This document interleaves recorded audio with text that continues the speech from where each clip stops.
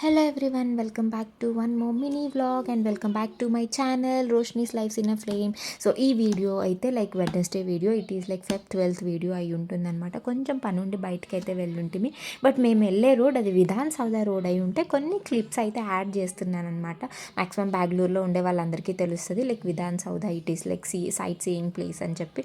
ఇంకా నైట్ వచ్చేసి ఇంకా ఆ రోజు లీవ్ తీసేసుకుంటే ఇంకా నైట్ వచ్చి నైట్ డిన్నర్కి ఏం ప్రిపేర్ చేద్దాము అని ఆలోచిస్తుంటే చీజ్ కారం దోశ చేద్దాము అని చెప్పి ఐడియా వచ్చింది.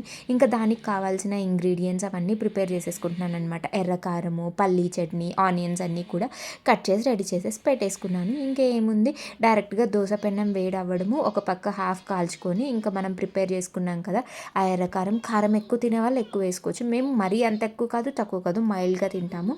అండ్ కట్ చేసి పెట్టుకున్న ఆనియన్స్, చీజ్ డైస్డ్ చీజ్ ఉంటే డైరెక్ట్గా వేసేసుకోవచ్చు. నా దగ్గర క్యూబ్డ్ చీజ్ ఉంది కాబట్టి నేనైతే మంచిగా తురుముతున్నాను అనమాట.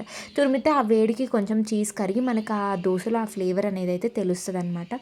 అండ్ ఇంకొకటి ఏంటి అని అంటే, మనం ఇంట్లో మనకి గినక వంటలు వచ్చి ఉంటే ఇంట్లోనే చేసుకొని తినే తృప్తే వేరుగా ఉంటుంది. ఇంకొకటి నేను ఎలా బాగా ఫీల్ అవుతాను అంటే, కడుపు నిండా మనకి అన్నం గినక తిన్నాము, లేకపోతే కడుపు నిండా మనం ఫుడ్ ఏదైనా ఫిల్ చేసాము అంటే ఖచ్చితంగా ఆ ఇంట్లో అయితే ఏ గొడవలు రావు అని నేను ఎక్స్పెక్ట్ చేస్తాను.